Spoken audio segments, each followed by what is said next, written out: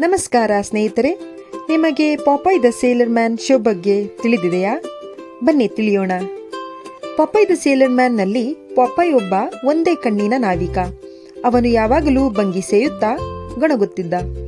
ಅವನು ನಿಶಕ್ತ, ಅವಿದ್ಯಾವಂತ ಆದ್ದರಿಂದ ಹಲವಾರು ತೊಂದರೆಗಳಲ್ಲಿ ಸಿಲುಕುತ್ತಿದ್ದ.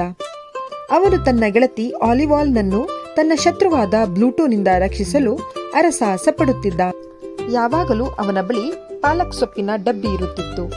ಅದನ್ನು ತಿಂದ ಕೂಡಲೇ ಶಕ್ತಿ ಬಂದು ಎಲ್ಲರಿಂದಲೂ ರಕ್ಷಿಸಿಕೊಳ್ಳುತ್ತಿದ್ದ. ಇದು ಕಥೆಯಲ್ಲಿ ಬರುವ ಪ್ರಮುಖ ಸನ್ನಿವೇಶಗಳು. ಪಾಪಾಯ್ ದ ಸೇಲರ್ ಎಲ್.ಜಿ. ಕ್ರಿಸ್ಲರ್ ಸೇಗರ್ ರಚಿಸಿದ ಕಾಲ್ಪನಿಕ ಕಾರ್ಟೂನ್ ಪಾತ್ರವಾಗಿದೆ.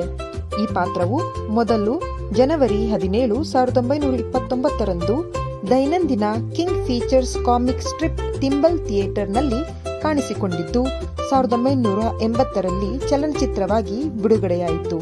ನಂತರ ಈ ಹಾಸ್ಯ ಸಂಚಿಕೆಗಳನ್ನು ಒಟ್ಟುಗೂಡಿಸಿ ಚಲನಚಿತ್ರವನ್ನಾಗಿ ಮಾಡಲು 2015ರಲ್ಲಿ ಪ್ರಯತ್ನಪಟ್ಟು ಅದು ವಿಫಲವಾಗಿ ಮತ್ತೆ 2020ರಲ್ಲಿ ಈ ಚಲನಚಿತ್ರವನ್ನು ಮಾಡಲು ಶುರು ಮಾಡಿದ್ದು ಅದು 2024ರ ಕೊನೆಯಲ್ಲಿ ತೆರೆಗೆ ಬರುವ ಸಾಧ್ಯತೆ ಇದೆ.